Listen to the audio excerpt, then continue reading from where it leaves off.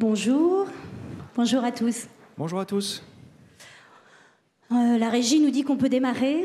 Merci à tous d'être ici aujourd'hui pour cet après-midi. Je voudrais évidemment démarrer en remerciant le ministère de l'économie et des finances de nous accueillir dans cette jolie et belle salle qui est plus grande que la salle de l'année dernière puisqu'il a fallu faire face au nombre d'inscriptions que nous avons reçues. Donc d'abord merci d'être là encore une fois. Merci à Madame Axelle Lemaire qui malheureusement ne pourra pas être là tout à l'heure, qui du coup avec des obligations qu'elle n'a pas pu modifier pour cet horaire. Mais en tout cas, on la remercie pour nous avoir à la fois soutenus avec son cabinet et avec des membres de son cabinet qui sont parmi nous. Je voulais également remercier dans nos partenaires le ministère de l'Agriculture et l'ANIA. Nous aurons Amaury tout à l'heure de l'ANIA qui interviendra dans une des tables rondes. Et puis, par ailleurs, l'ensemble des partenaires qui ont permis à cette conférence de se poursuivre pour la 3e édition cette année. Vous voyez un certain nombre de nos partenaires, dont le caviste Nicolas, Mill Cooker qui a préparé le cocktail de cette fin de conférence et plein d'autres. Merci encore. Et puis... Guillaume, on a travaillé ensemble donc, sur cette à la fois préparation et co-animation de cette conférence. C'est une nouvelle animation cette année. Guillaume, merci d'être avec nous. Merci à vous. C'est vrai que pour cette 3e édition, j'avais le plaisir d'être invité comme intervenant à la première.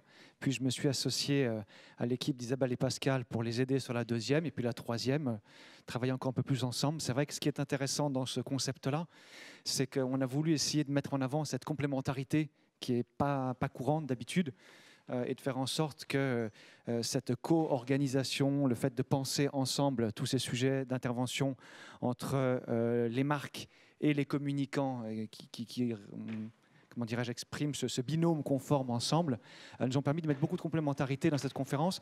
Aussi dans les interventions, en fait, parce que c'est vrai que souvent les conférences sur le digital, on a tendance à avoir quand même un peu plus d'un sexe que de l'autre. Là, on a essayé de faire en sorte que ce soit systématiquement une représentation bien équilibrée. On en a le symbole. Voilà, on a le symbole et ça se verra aussi dans les différents panels. Mais aussi le fait de ne pas toujours parler que des grands acteurs ou alors d'avoir des petits acteurs qui du coup font que certains ne s'y retrouvent pas, et donc de s'assurer qu'on ait une représentation équilibrée à la fois des dinosaures du web mais aussi des jeunes qui arrivent dans le web et qui ont une belle histoire à raconter, et puis ensuite de faire en sorte d'avoir ce bel équilibre entre jeunes sociétés et puis des sociétés installées depuis un bon moment, des grands annonceurs. Donc on a effectivement les deux parties représentées aujourd'hui, et notamment particulièrement avec les startups et 33 entrepreneurs qui a accompagné un certain nombre de startups que vous pourrez retrouver au moment des pauses pour vous présenter à la fois l'ambition, la vision de 33 entrepreneurs et puis quelques startups qui sont présents et qui nous ont accompagnés également. Complémentarité. Oui, complémentarité. Et du coup, pour le programme, donc aujourd'hui, on a une belle alternance donc de tables rondes. Absolument. On a du coup 5 tables rondes et une intervention en keynote. On a travaillé également à la fois pour avoir des interventions qui soient efficaces. On aurait pu vous parler de food et digital pendant toute la journée, voire 3 jours, une semaine. On a essayé de concentrer ça sur une demi-journée pour être à la fois le plus pertinent possible, le plus concret possible. Il ne s'agissait pas pour nous d'être extrêmement théorique, mais au contraire d'arriver à décortiquer, dévoiler des mécaniques ou des codes de certains réseaux sociaux, par exemple, mais également de travailler sur un certain nombre de thèmes, comme le digital à l'heure du bien manger, comme le commerce de proximité et la complémentarité entre le physique et le digital. Donc vraiment essayer de vous apporter des éclairages qui, on l'espère, vous permettra de mieux comprendre, ou en tout cas d'y aller, puisque ce qu'on verra également avec notamment les premières interventions, c'est où est-ce qu'on en est dans le food et le digital. Est-ce que les choses ont évolué? Est-ce que ça avance? Je pense que ce n'est pas un secret. Tu m'excuseras, Philippe, mais je sais que tu auras plein de choses à dire. Si je vous dis déjà que les choses bougent, mais que les consommateurs, les Français bougent aussi très vite et qu'il faut aller vite, il faut s'y mettre. Le test and learn est toujours d'actualité. Il faut surtout ne pas hésiter. Et du coup, on va travailler tout ça à travers les différentes interventions. On aura aussi des animations entre les différentes interventions pour permettre à tous ceux qui sont actifs sur Twitter de s'exprimer. Alors, Il ne s'agit pas de faire une course au volume. On va essayer de faire en sorte que vous puissiez quand même suivre ce qui se passe, mais également participer de manière ponctuelle. Donc on aura des tirages au sort avec des lots de différents annonceurs. À gagner. L'idée, c'est que on voulait à la fois participer les gens dans la salle et les gens en dehors de la salle. On a eu un certain nombre de marques qui nous ont dit, nous, ça nous ferait plaisir de faire gagner des choses à du coup ces participants. Donc l'idée, c'est que ce soit à travers Foodie Social, soit à travers le partenaire, lance ce qu'on appelle un tweet fees. Et du coup, l'idée, c'est que pour ceux qui le retweetent, on fera un tirage au sort derrière et il y aura des lots à gagner avec lesquels soit vous repartirez, soit on vous les en fera envoyer, puisqu'il peut y avoir également des gens qui ne sont pas dans la salle qui peuvent bien sûr gagner. Donc on les lancera et on les annoncera à chaque début d'intervention. Peut-être un tout petit mot sur un petit changement de programme avec malheureusement une absente qui s'est excusée ce matin, qui était souffrante. Donc sur la table ronde, sur les réseaux sociaux, sur le grill, Pinterest ne sera pas représenté, Stéphanie étant malade. Cela dit, on a bien préparé cette table ronde tous ensemble. Donc elle m'a demandé de rapporter quelques-uns des éléments qu'elle aurait souhaité porter à votre connaissance. On tournera du coup comme ça et on ira un peu plus en profondeur sur le sujet, mais on gardera du coup toute la pertinence pour la table ronde malgré tout. Je ne suis pas inquiet. Et puis on fera évidemment passer... Alors on a une équipe en régie qui nous transmettra une sélection de tweets pour lesquels on pourrait rebondir pour proposer des questions à nos intervenants, mais également on fera passer un micro dans la salle. Donc l'enjeu, n'hésitez pas à poser des questions, interagissez avec nos intervenants. Notre objectif à Guillaume et moi, c'est que vous puissiez être libre d'échanger, de partager, à la fois pendant les interventions et puis évidemment pendant les pauses. Donc surtout, n'hésitez pas. On va pouvoir commencer. On démarre ?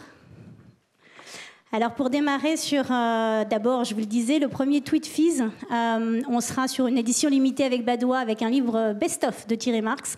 Donc l'équipe de Foodie Social va lancer le Tweet Fees pendant 10 minutes. Il y aura un tirage au sort qui sera fait sur les retweets sur ce premier tweet.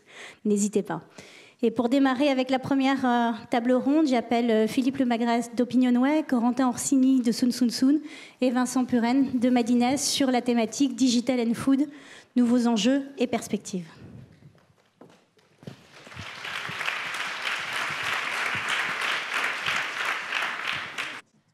Donc Philippe, peut-être déjà avant même de démarrer, si tu peux présenter un peu qui tu es, Opinionway, et puis l'enjeu, puisque tu nous as accompagnés l'année dernière sur justement un certain nombre de questions et de chiffres clés qui étaient intéressants à partager. Et tu nous accompagnes également cette année sur cet enjeu. Effectivement. Bonjour à toutes et tous. Je suis Philippe Lemagresse, directeur général adjoint d'Opinionway. Comme l'indiquait Pascal à l'instant, nous avons eu la chance de participer l'année dernière à la deuxième édition. Nous sommes ravis de participer à cette troisième édition avec donc cette idée cette année de faire un peu un bilan, une mise en perspective de ce sujet à l'aide de quelques enquêtes que nous avons réalisées au cours des derniers mois sur cette thématique. Donc on essaiera de mettre en perspective tout ça. C'est à toi. D'accord, on démarre tout de suite. Alors, pas de présentation d'études, si je ne me trompe pas de bouton, c'est bon. Sans une petite précision sur la note méthodologique. Donc, comme je le disais à l'instant, en fait, nous avons conduit différentes enquêtes au travers d'omnibus conduits sur Internet auprès d'échantillons représentatifs des Français âgés de 18 ans et plus. Alors, avant de présenter... c'est les slides classiques des instituts d'études. Exactement. Donc, on est obligé de les présenter et de rappeler rapidement la méthodologie.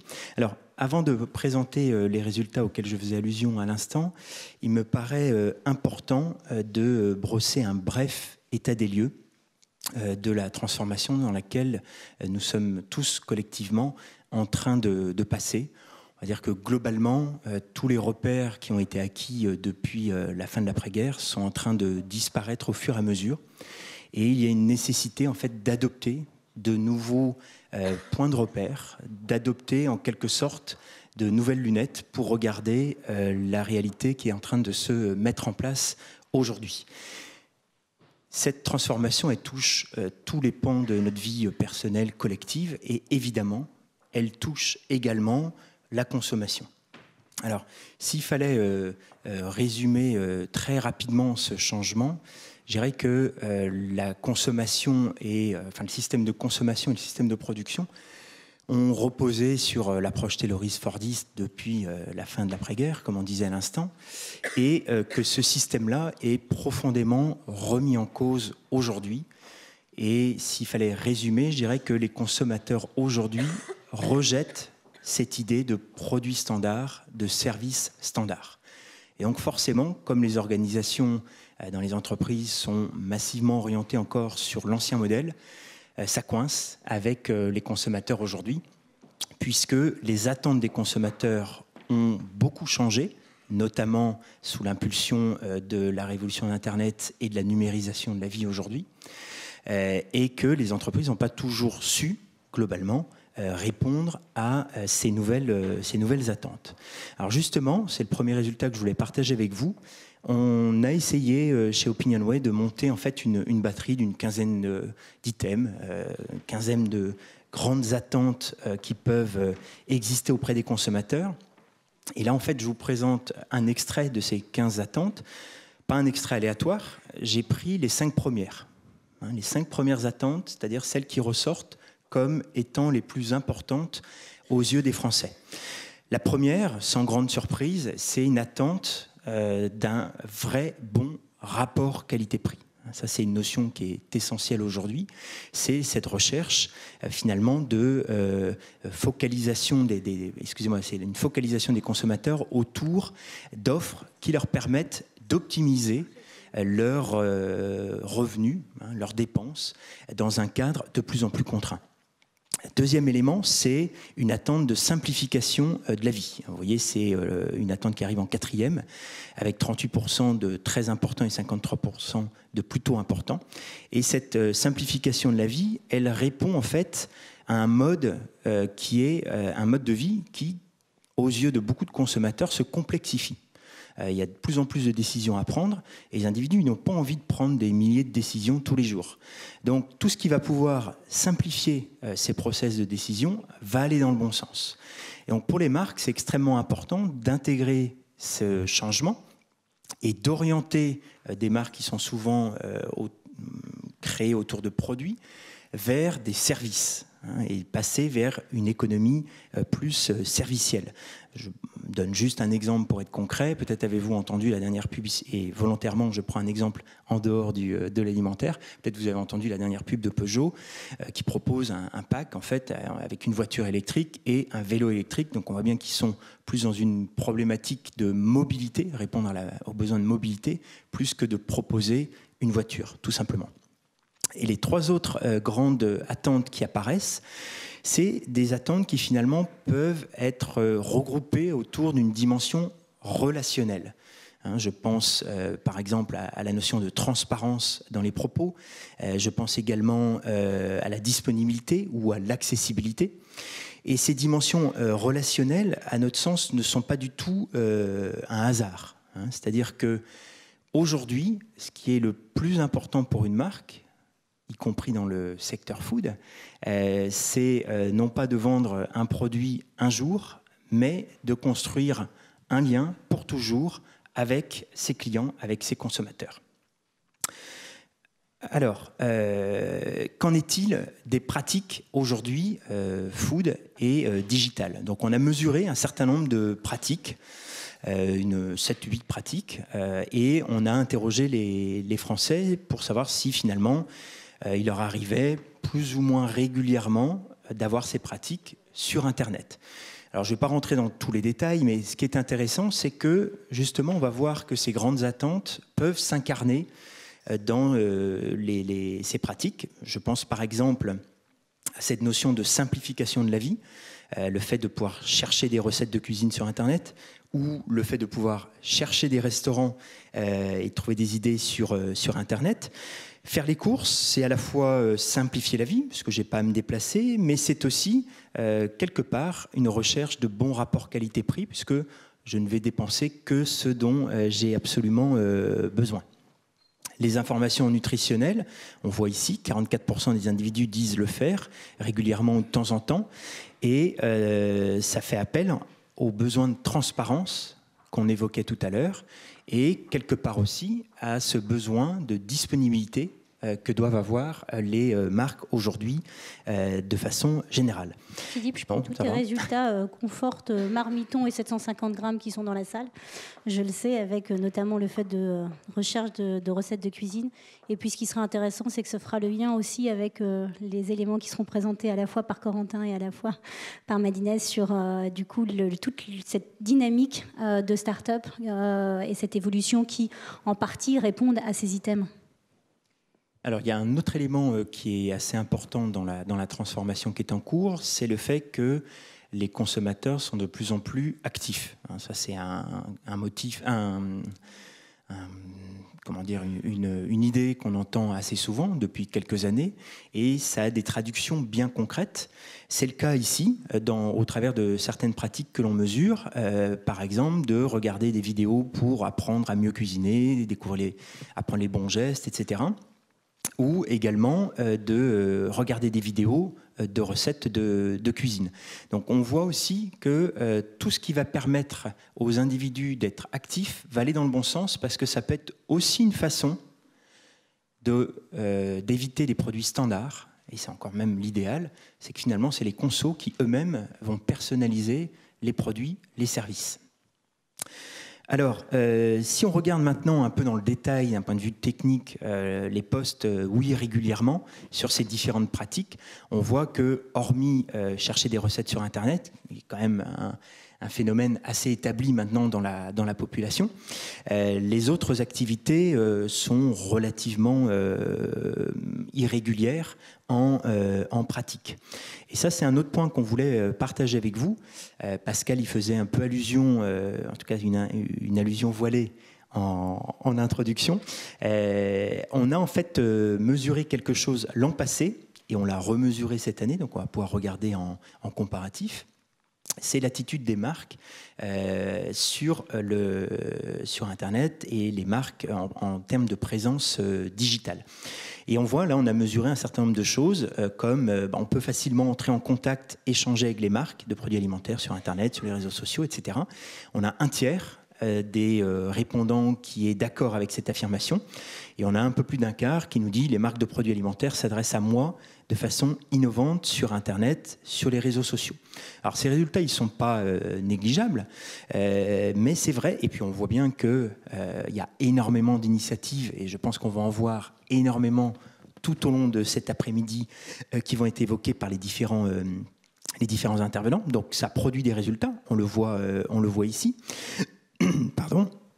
Mais c'est vrai que si on met en perspective les résultats avec l'an passé, et si on met également en perspective ces résultats avec d'autres secteurs d'activité, eh bien on se rend compte que le secteur food est également en compétition avec bien d'autres secteurs. Et l'important, c'est de bouger, oui, mais c'est de bouger également plus rapidement que ce que peut faire la concurrence. Et quand je dis la concurrence, je ne parle pas de concurrence intrasectorielle, je parle de concurrence entre les différents secteurs d'activité, puisque quelque part, une personne ne peut pas passer non plus 24 heures sur Internet, et si elle passe du temps sur un autre secteur d'activité, l'automobile, le high-tech, que sais-je, c'est autant de temps qu'elle ne pourra pas passer sur votre propre secteur. Donc voilà, hein, c'était le rappel par rapport à l'an passé. Et si vous voulez, cette mise en perspective, on a voulu l'exercer à l'aide de la question suivante. Donc on a eu l'idée en fait de mettre en perspective le rôle qu'Internet peut avoir dans la réponse aux grands besoins ou à différents besoins que les consommateurs ont de façon régulière. Donc des besoins autour de gérer leur compte, de pouvoir s'informer sur l'actualité, de se divertir, de se déplacer ou de s'habiller.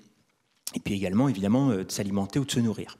Et ce que l'on voit au travers de ces résultats, c'est que finalement, pour d'autres grands besoins, Internet peut jouer un rôle plus important. Donc c'est ce qui nous amène à dire qu'il y a certainement des marges encore de progression pour l'alimentaire. Et c'est très bien qu'il y ait ce type de manifestation comme Food is Social, puisque ça va être l'occasion de partager sur des bonnes pratiques pour s'emparer du digital et à nouveau être en capacité de nouer un lien. C'est une formidable occasion de nouer des liens avec ses consommateurs, avec ses clients, d'en trouver de nouveaux, à l'aide d'un outil qui est particulièrement adapté aux relations interpersonnelles. Merci. Voilà, je vous remercie. Ce qu'on comprend, c'est que finalement, il y a eu beaucoup d'initiatives qui ont été faites sur le food et le digital, en tout cas que les marques s'y mettent, mais que les attentes des consommateurs peut-être vont plus vite que la mise en marche, j'allais dire, des entreprises alimentaires et des marques. C'est ça que tu...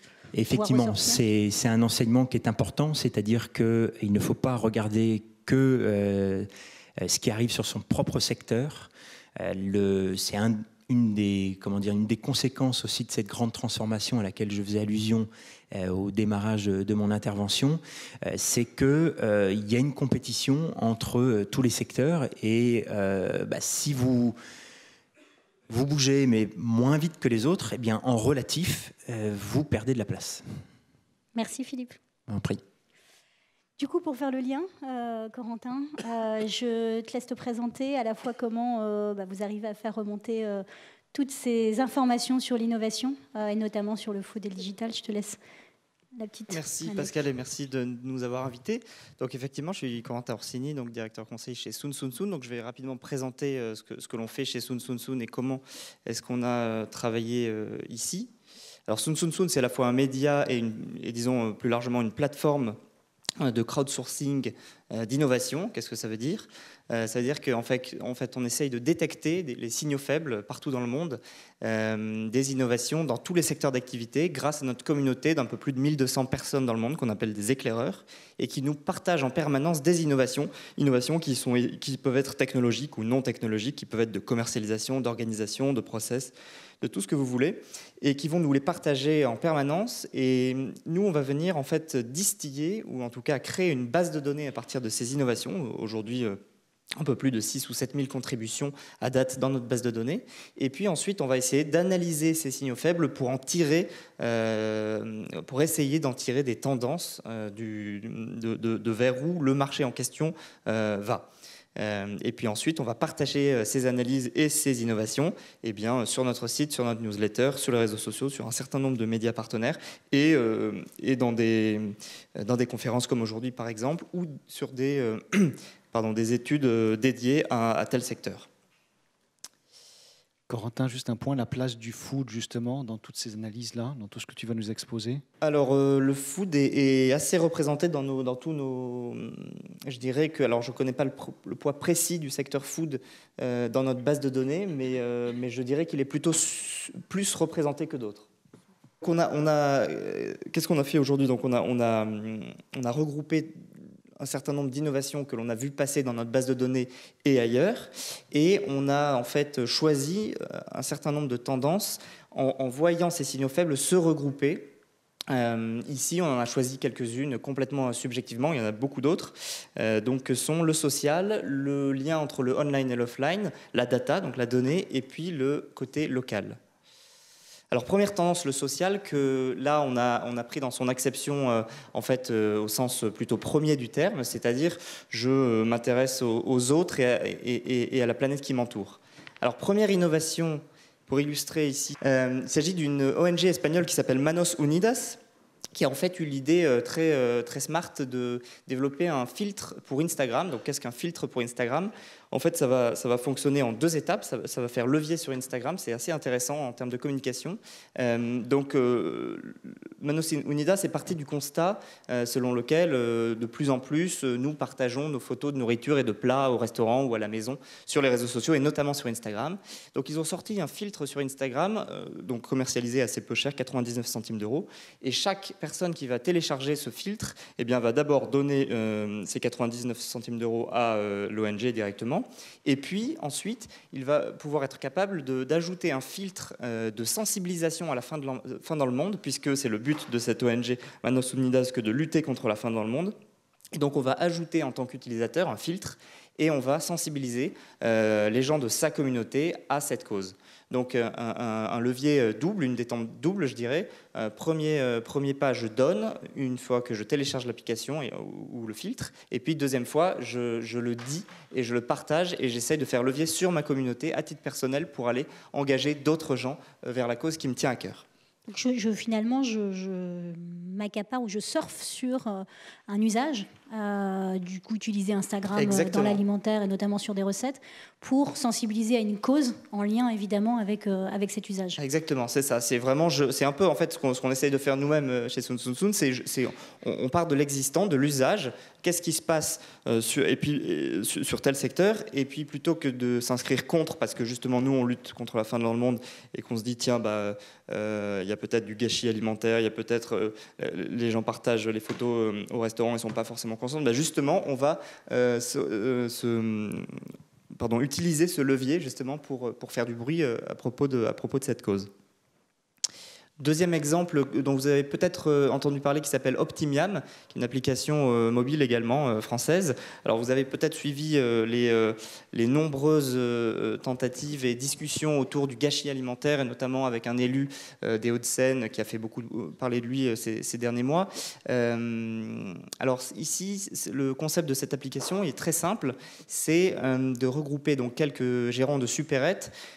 Quelques gérants sont inscrits aujourd'hui à Paris, et en fait l'idée c'est de chaque jour ou chaque semaine, c'est de mettre à jour en fait le stock de produits qui arrivent proche de la date de péremption, peut-être le soir même ou le lendemain, et de dire en tant que gérant de la supérette, eh bien ces produits-là, je vais les vendre à prix cassé puisque je ne pourrai plus les vendre demain.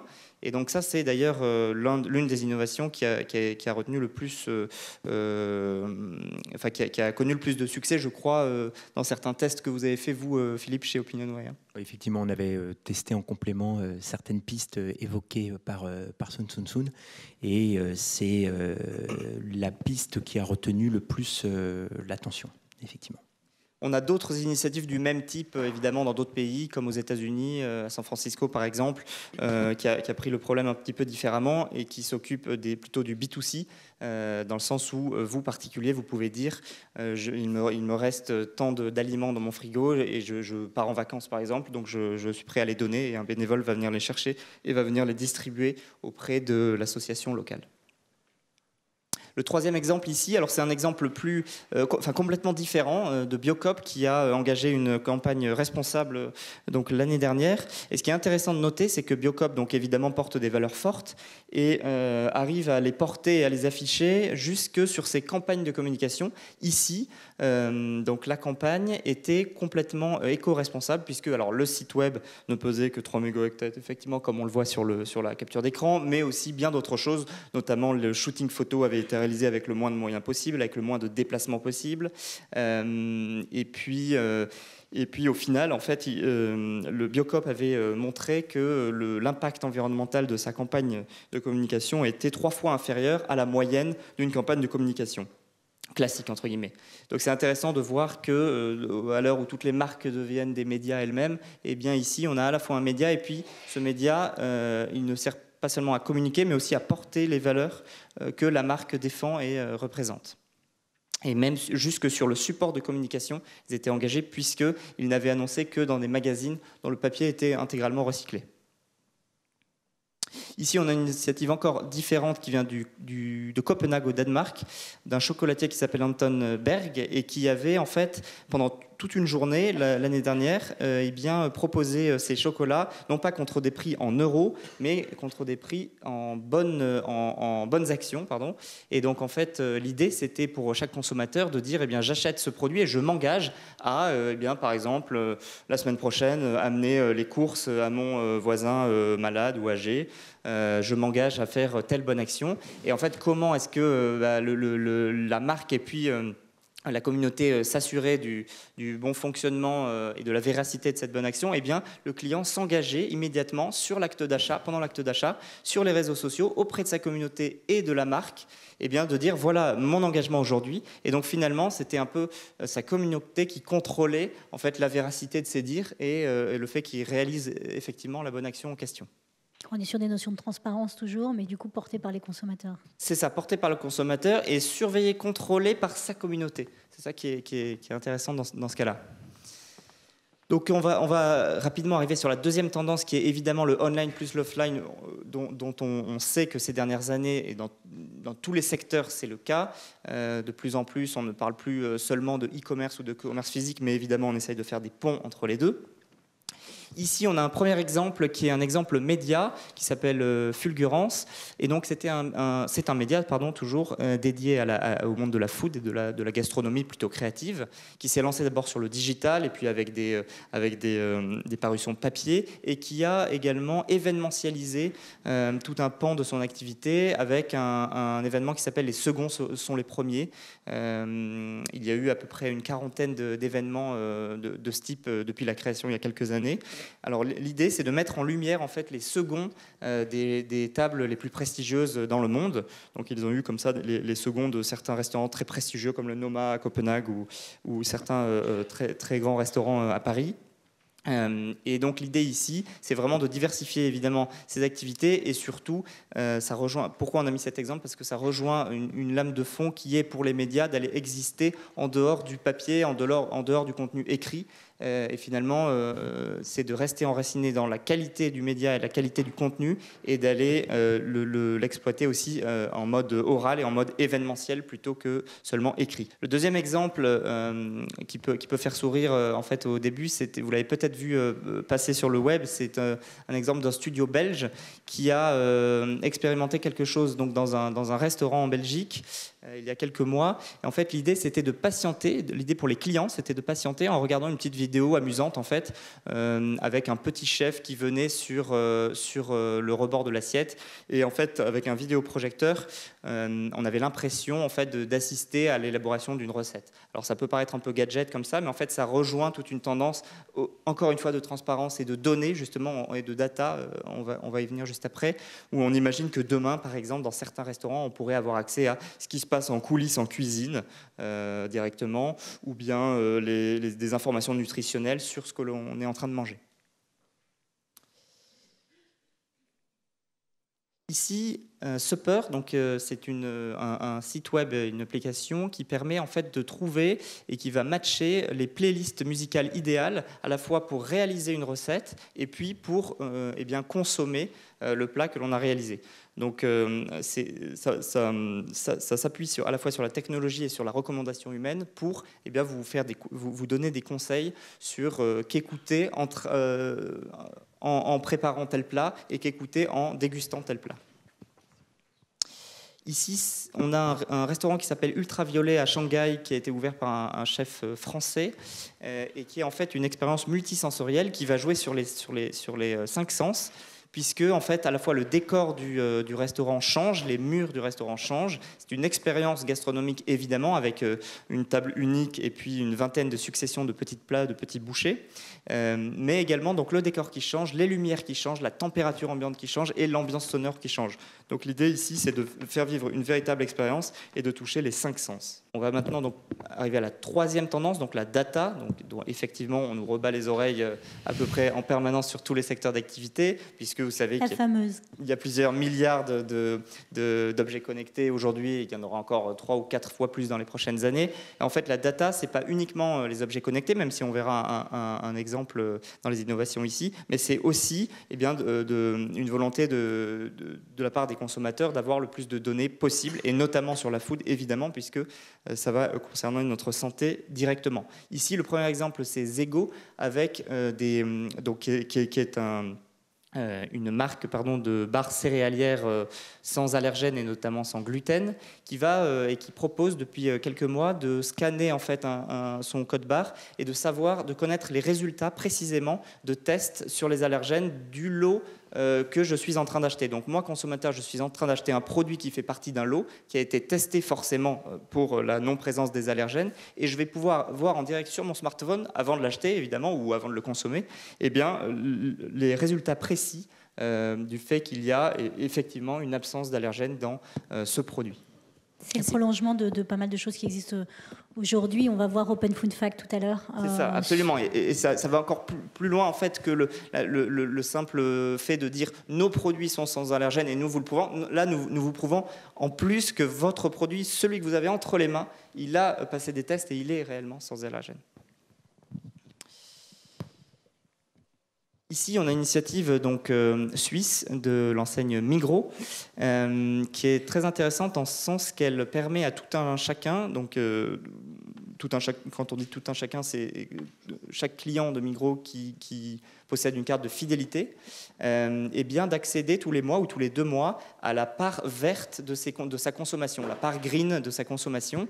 Donc en fait, l'idée, c'est que je reçois, en tant que consommateur, tous les 2 mois, eh bien, un listing de ce que j'ai consommé et ce qui répond à l'un des 12 labels bio ou écolo qui ont été mis en place par Migros ou utilisés par Migros et par ses fournisseurs.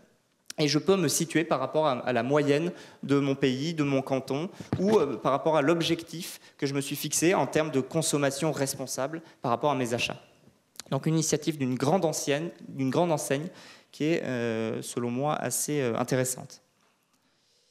Ici, on a le cas de l'APCA. Alors, on parlait d'objets connectés tout à l'heure. C'est celui-là, donc l'exemple que l'on a retenu. L'idée de l'APCA, qui est une petite start-up russe à la base, qui a quelques années d'existence, c'est de pouvoir sonder son fruit pour connaître ses propriétés nutritionnelles et pour savoir notamment s'il est bio.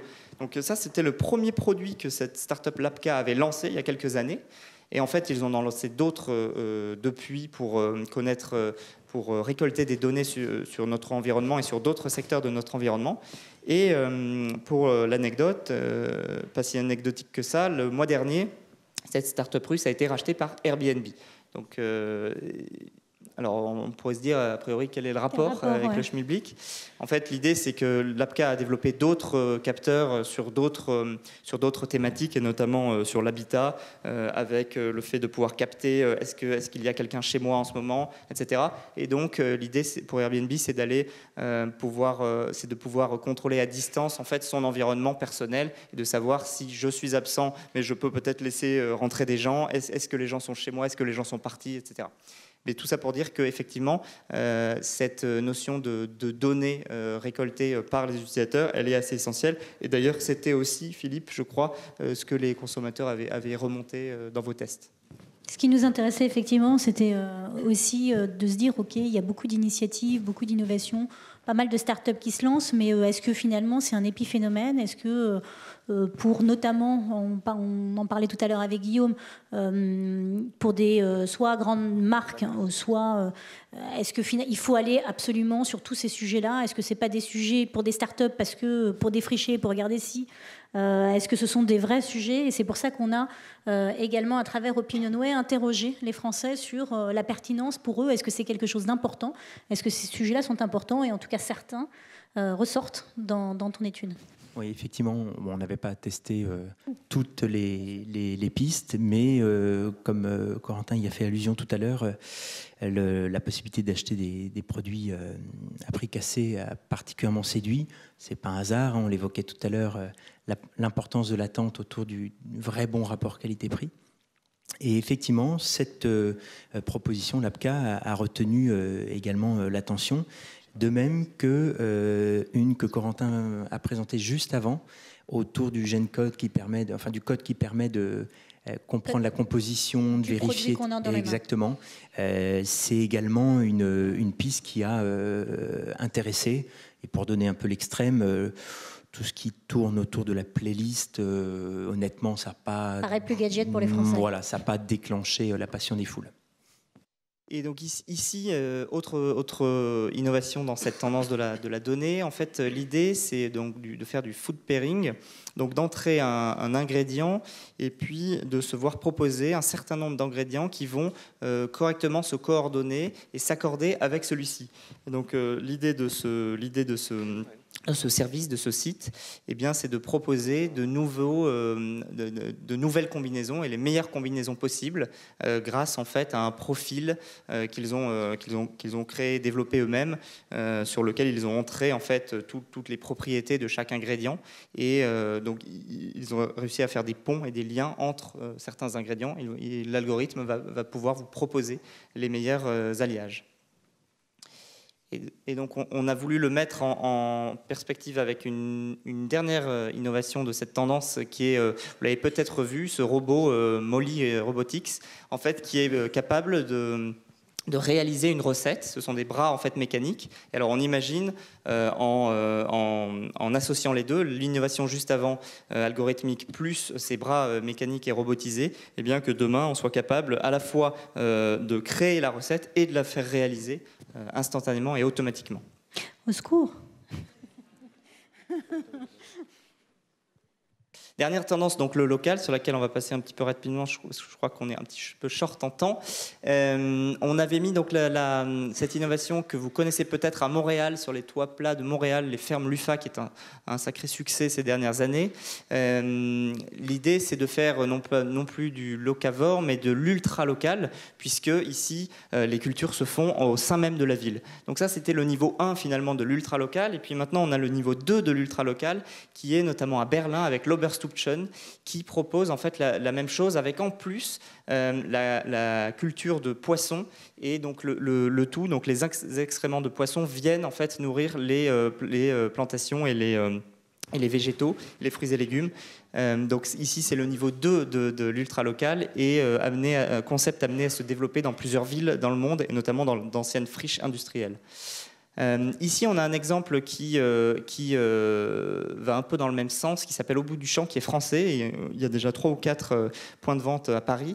En fait, ce sont des vending machines, donc des distributeurs géants de produits locaux et frais. Donc l'idée, c'est que tous les matins, en fait, une livraison est effectuée à partir d'agriculteurs locaux, donc d'Île-de-France, ici dans ces casiers. Et vous, en tant que consommateur, vous pouvez réserver sur Internet vos fruits et légumes, vos barquettes, et vous pouvez venir les récupérer dans la vending machine le soir, évidemment ouvert assez tard et pratique pour les modes de vie urbains modernes. Corentin, quand du coup tu as interrogé un peu partout sur le digital et le food, est-ce que tu as des pays qui sont remontés plus particulièrement sur cette tendance digital et food? Est-ce que tu as senti que certains pays étaient plus en affinité avec le sujet ou en tout cas plus dynamiques?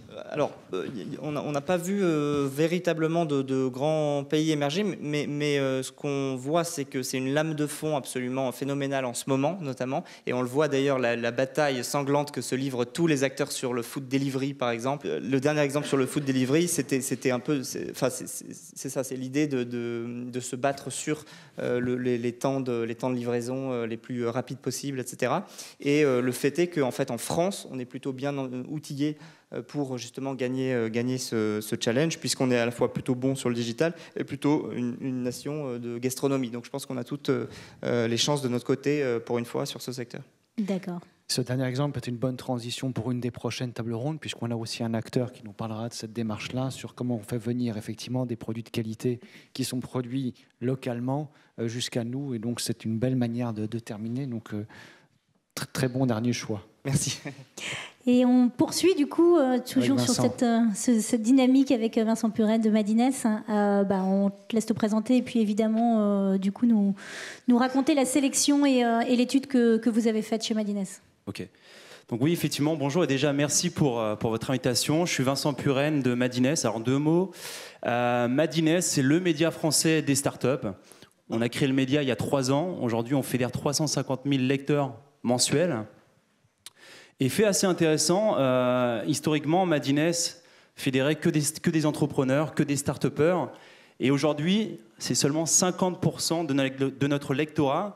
Le restant, en fait, ce sont des gens comme vous, ce sont des innovateurs, ce sont des marketeurs, ce sont des gens qui finalement s'intéressent de plus en plus à cet écosystème d'entrepreneurs parce que, en fait, en quelques années, ce qui était avant des TPE, on les appelait TPE, mais aujourd'hui on les appelle start-up, à savoir TPE, technologie qui est à forte valeur ajoutée, eh bien, viennent littéralement chambouler, ou comme on le dit, disrupter des marchés, et notamment le marché du food. Et c'est vrai que très vite, on s'est rendu compte que le food était un secteur assez impacté. On a tendance à parler du tourisme, on a tendance à parler de l'entertainment, des secteurs qui sont faits disrupter dans un premier temps, mais très peu du food. Alors que dans ce secteur-là, finalement, il se passe des tas de choses. En février dernier, en fait, on s'est posé la question de savoir comment illustrer ça. Alors effectivement, on est un média, donc du coup, on a sorti toute une série de papiers sur les acteurs qui disruptent le food. Et puis à un moment donné, on s'est dit tiens, ce serait peut-être intéressant d'aller plus loin, de diversifier un petit peu les contenus. On s'est éditorialisé en fait notre discours et sortir une étude.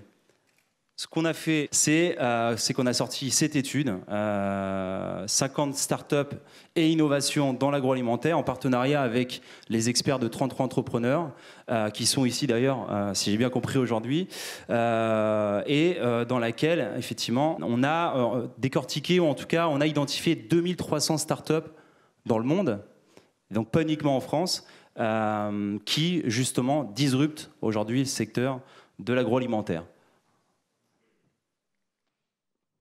Hop. Alors, identifier 2300 startups, c'est bien. On aurait pu les présenter telles quelles, mais ce qu'on s'est dit, c'est qu'effectivement, ce serait encore plus intéressant pour que ça soit parlant, en fait, aux différents professionnels de l'agroalimentaire et aux différents professionnels, quel que soit en fait leur secteur d'activité, eh bien, identifier 7 thématiques, en tout cas 7 briques dans lesquelles s'imbrique l'agroalimentaire. Vous les voyez ici. La première, pour reprendre les termes anglo-saxons, c'est le farming. C'est évidemment tout ce qui est agriculture, tout ce qui est aquaculture, etc., etc. Deuxième, c'est le catering. Catering, c'est épicerie, c'est coopérative agricole. C'est vraiment ce côté un peu collaboratif. La troisième, c'est la partie searching. Searching, c'est effectivement les moteurs de recherche. Vous allez chercher effectivement comment vous nourrir, ou alors comment vous allez faire pour vous faire conseiller sur votre façon d'améliorer votre nourriture, etc., etc. La quatrième, c'est ordering, delivering. Et là, pour le coup, c'est une très grosse tendance. Et d'ailleurs, je ne l'ai pas dit, mais vous voyez à côté, effectivement, la part que ça représente aujourd'hui, en fait, en matière d'innovation. C'est-à-dire que sur 100 startups qu'on a identifiées, voilà le pourcentage que ça représente. Donc, dans ordering, delivering, qui est une grosse tendance, eh bien, c'est la partie, effectivement, commande et livraison. Pas seulement de repas, hein, vous allez le voir, d'aliments, de tout ce qui touche à l'agroalimentaire. La cinquième, c'est la partie technologique, mais techno pure pour le coup, software, hardware, donc la partie vraiment ingénierie. Et les deux dernières parties, consuming et manufacturing, on s'y intéressera moins aujourd'hui. J'ai voulu vraiment me concentrer sur les 5 premières thématiques qui, à mon sens, sont les plus porteuses aujourd'hui. Alors, si on s'intéresse dans un premier temps à la partie farming, qui est un gros sujet, je dirais que c'est un petit peu la partie non visible de l'iceberg, mais qui est aussi la partie la plus importante. Sans agriculture, difficile de parler d'agroalimentaire. J'ai voulu vous présenter quelques chiffres qui sont assez frappants et qu'à mon avis, tous les entrepreneurs ont lu, ont identifié, en tout cas ceux qu'on va voir après, avant de lancer leur société. Déjà 85. C'est en hectares la superficie moyenne des exploitations agricoles aujourd'hui, contre 60 en 2000 et contre bien moins avant.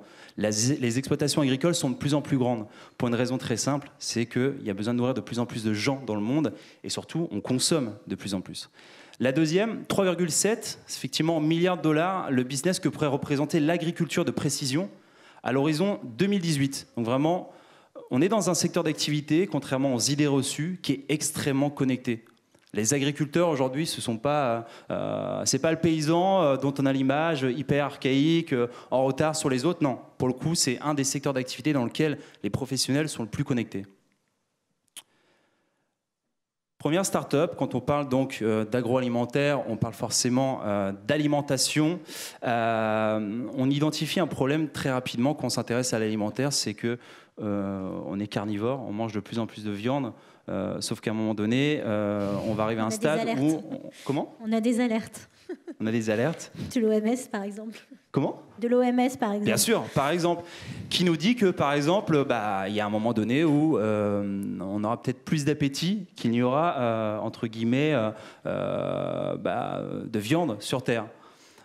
Donc du coup, il y a des entrepreneurs qui, effectivement, se sont posés la question à un moment donné, mais c'est quoi l'étape qui suit ? Comment on peut continuer à s'alimenter quand même correctement. L'idée, c'est qu'on ne perde pas en qualité de vie, mais sans avoir à continuer à manger ces aliments qu'on a pour habitude de manger. Et il y a cette start-up française qui s'appelle Insect, qui a décidé effectivement de construire son business sur la consommation d'insectes. Et donc sur l'élevage d'insectes et la commercialisation d'insectes. Alors effectivement, c'est une start-up qui est assez porteuse. Ils vous diront qu'effectivement, aujourd'hui, élever des insectes, ça demande bien moins d'espace, bien moins d'énergie, bien moins d'argent qu'élever des vaches. Par contre, on est face à un gros problème qui est l'image qu'ont les consommateurs aujourd'hui des insectes. Je peux faire juste un petit sondage ? Bien sûr. Qui serait susceptible de manger des insectes à la place de la viande ? Levez. Ah ouais. Ah, il y a beaucoup de courageux quand même. Hein. En fait, il y a deux questions qui se posent. On vous les amène. Il y a un stand en bas. Hein. En tout cas, dans les études qui ont été faites, quand on présente un asticot comme ça, à première vue, il y avait bien moins de gens qui levaient la main. Là, je suis étonnée. Non, mais il y a deux façons en fait de manger l'insecte aujourd'hui. Il y a sur sa forme telle que vous la voyez là, et il y a aussi la façon de cuire aux petits oignons. Il y a une façon, ouais, ou en tout cas de la rendre vraiment plutôt attrayante, c'est-à-dire sous forme de bar, sous forme de jus, de choses comme ça. Je vais lancer un concours pour les blogueurs food qui sont là, les recettes aux insectes. On va tester. En tout cas, c'est très riche. C'est un aliment qui est très riche, donc du coup, c'est assez porteur. Cette start-up-là, elle est assez jeune, mais elle a déjà levé, je ne vois pas d'ici le chiffre, mais en tout cas, oui, pour rappel, 7 millions d'euros pour se développer. Pour une jeune start-up française, c'est plutôt pas mal, puisque les faits sont là. Je pense qu'à un moment donné, on va arriver à un stade où tout le monde mangera soit des insectes, ou soit on le verra après, potentiellement des aliments qu'on imprimera en 3D. Vive le goût. Voilà. Podponix, une start-up américaine qui rejoint une des tendances véhiculées tout à l'heure, à savoir comment développer l'agriculture en milieu urbain. C'est impossible d'imaginer des exploitations agricoles aussi grandes que celles en ruralité dans les villes. Vous imaginez pourquoi. En revanche, aujourd'hui, il y a des startups comme celle-ci qui, effectivement, sont données pour challenge de créer des mini-exploitations agricoles, j'ai envie de dire, en milieu urbain. Et cette société aide à la fois d'autres entreprises à implanter en fait, des conteneurs, comme vous les voyez ici, en fait, dans des divers endroits, que ce soit au sein d'entreprises ou que ce soit avec des collectivités locales, mais aussi développer un logiciel qui permet en fait de gagner en performance, d'ultra rationaliser en fait la récolte, puisque va mesurer en temps réel l'émission de CO2, des tas de paramètres, la qualité du terreau, etc., etc. Donc, ce qui fait que en matière de pertes, on est sur quelque chose qui est vraiment minime pour le coup. Donc on a vraiment besoin d'exploitation, en tout cas d'espace beaucoup plus réduit. Évidemment, on n'est pas sur de l'élevage, si je peux revenir sur... Bon, tant pis. Hop.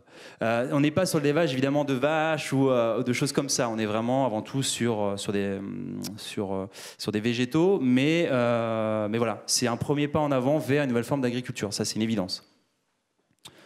Deuxième start-up, Farmscape, également américaine, qui rejoint un petit peu cette mouvance-là et qui aide aussi effectivement des entreprises comme les vôtres potentiellement à créer leur mini-ferme, j'ai envie de dire, au sein de leur entreprise notamment. Si demain vous avez, je sais pas, un immense toit sur votre building, vous pouvez peut-être envisager de créer une ruche, par exemple, ou de créer un potager, ou de créer vraiment un espace dédié à ça. Ça demande un vrai savoir-faire, une vraie expertise, et c'est leur vocation. Deuxième tendance, catering. Donc là, c'est tout ce qui est épicerie, coopérative agricole. Chiffre important, 70%, c'est la part des Français désireux de passer vraiment dans une logique de consommation de proximité et collaborative.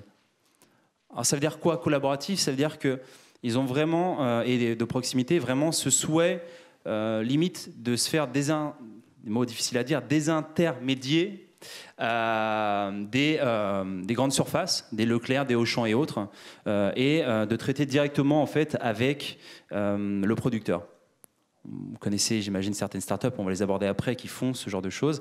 En tout cas, aujourd'hui, 70% des Français ont vraiment cette volonté de consommer en local, et aussi pour une raison très simple, c'est qu'aujourd'hui, on est vraiment très attaché à notre santé, on est vraiment très attaché au respect de l'environnement, et consommer en local, ça garantit en tout cas une réponse vraiment à ces critères-là, parce que de proximité sont des producteurs locaux, qui sont généralement, en tout cas dans l'esprit des gens, beaucoup plus respectueux de la qualité et du traitement, que ce soit des animaux ou des végétaux, et aussi pour la simple et bonne raison que ça fait vivre les producteurs locaux.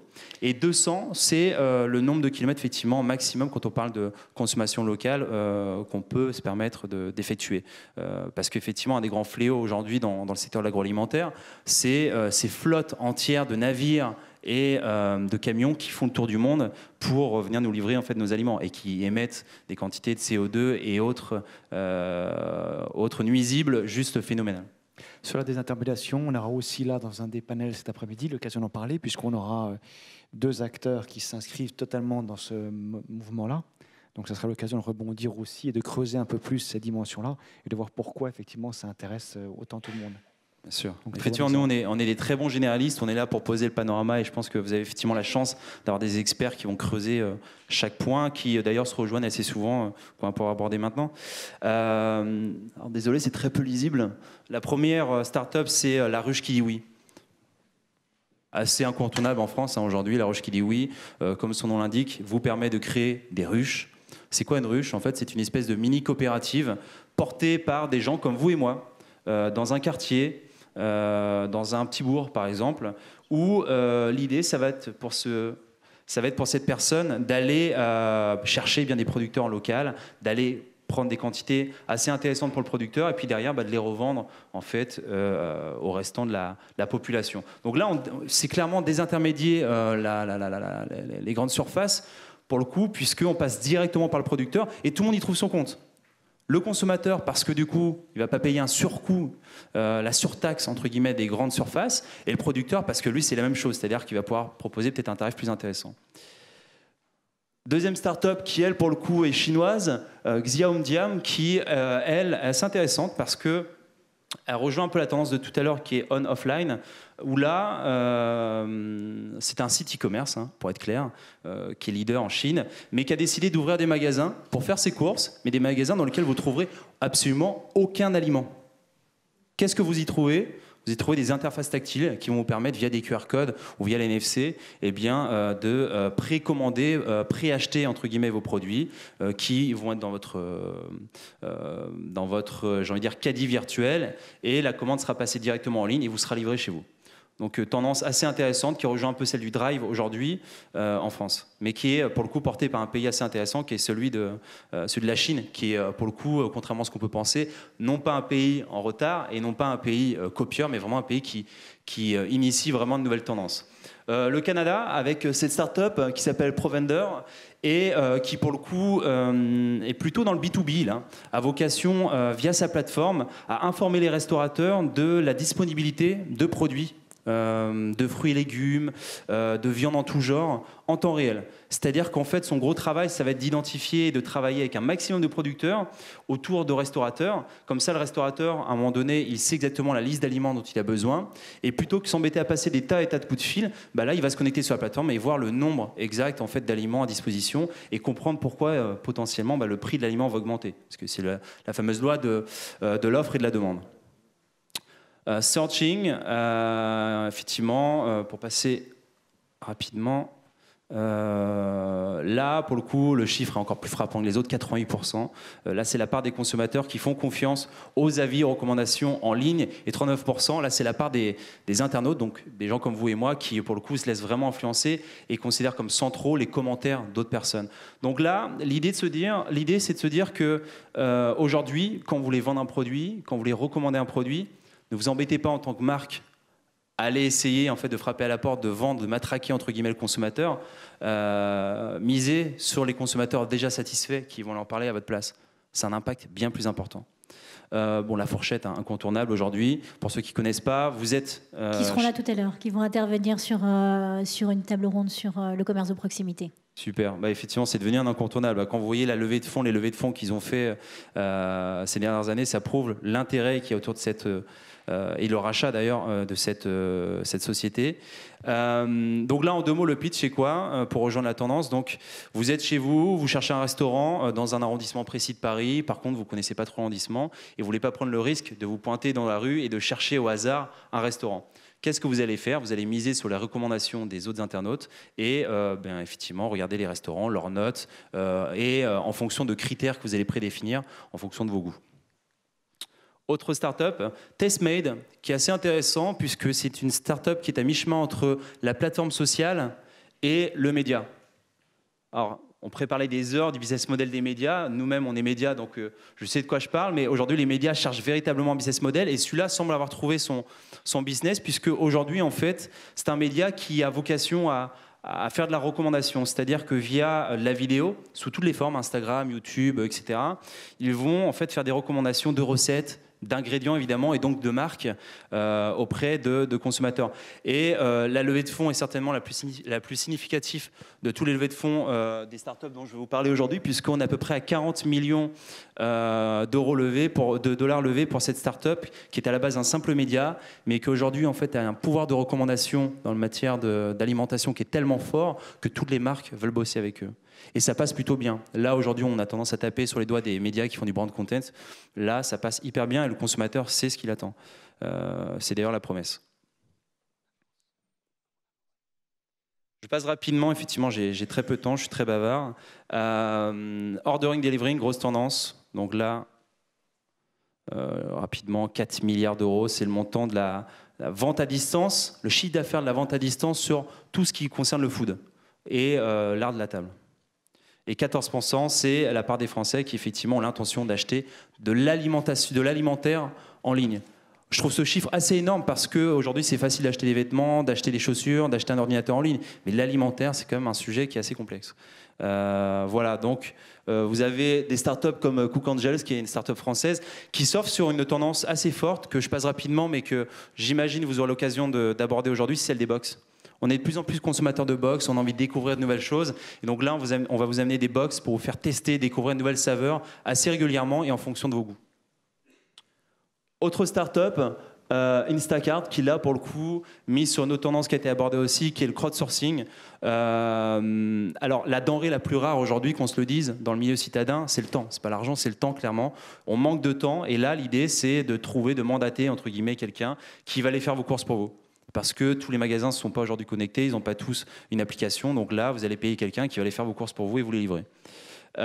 Et puis, dernière startup, Hello Fresh, qui là, effectivement, rejoint encore une fois cette tendance de box. On va vous emmener vous livrer en tout cas des fruits, légumes, des saveurs un peu inattendues parfois, chez vous, tous les mois, pour effectivement vous puissiez cuisiner directement et non pas juste commander un plat et le consommer, mais vraiment cuisiner. Dernière tendance, pour finir, la technologie. Tendance assez lourde. Je passe rapidement les chiffres puisque j'ai plus beaucoup de temps, mais là, ce qu'il faut retenir, c'est effectivement le marché des robots et le marché de l'intelligence artificielle et des drones en train d'exploser littéralement. On voit toutes les grandes boîtes dans le monde qui sont en train de s'intéresser à ça, et ça concerne évidemment l'agroalimentaire. Première start-up, Erinov, à suivre de près. C'est une start-up dans laquelle a investi Parrot, le géant des drones français, qui, pour le coup, aujourd'hui vient de se recentrer sur les logiciels. C'est un logiciel qui va vous permettre de suivre en temps réel. Vous avez vu que les exploitations sont de plus en plus grandes, de suivre l'état de vos exploitations en temps réel via ce logiciel qui va équiper des drones, ce qui vous évite d'aller sur le terrain directement en tant qu'agriculteur, ou en tout cas de passer trop de temps. Alchemix, en fait, c'est de la big data. Donc, on rejoint la tendance de tout à l'heure. Là, l'idée, c'est de créer un catalogue géant avec des fiches produits de tous les produits de grande consommation existantes pour que effectivement les distributeurs puissent s'y retrouver et référencer plus facilement les produits. Et la dernière pour finir, voilà, Rival System qui là pour le coup va permettre en fait aux commerçants de dématérialiser la caisse via par exemple un iPad. C'est un petit clip que vous glissez, vous allez pouvoir payer, vous allez pouvoir d'ailleurs gérer en plus ces fameuses big data en direct sur votre tablette générées par les ventes. Voilà.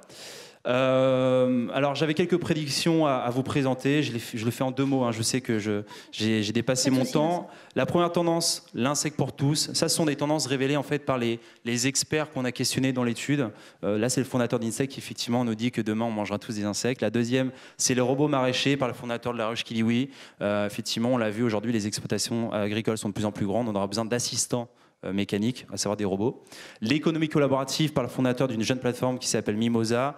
Effectivement, aujourd'hui, on est de plus en plus dans une logique de proximité.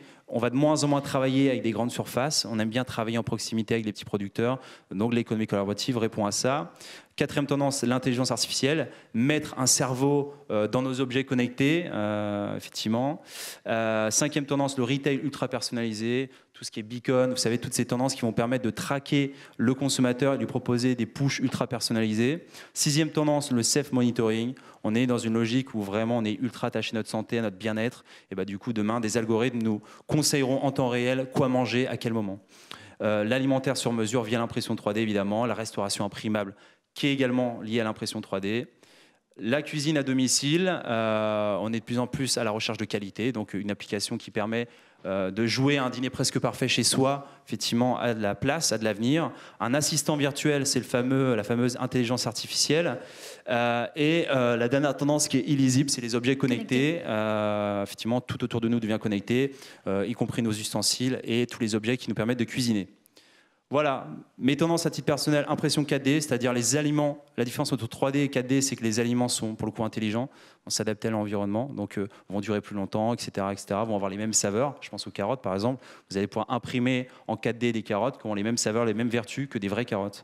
La Foodbox, on est dans une logique aujourd'hui où on aime bien découvrir une nouvelle saveur, mais bien tester. Et c'est ça la vocation de la box. Les robots, des robots partout. On s'entoure de plus en plus de robots, que ce soit dans le milieu agricole ou même en tant qu'individu. Dans la maison, on a de plus en plus de robots.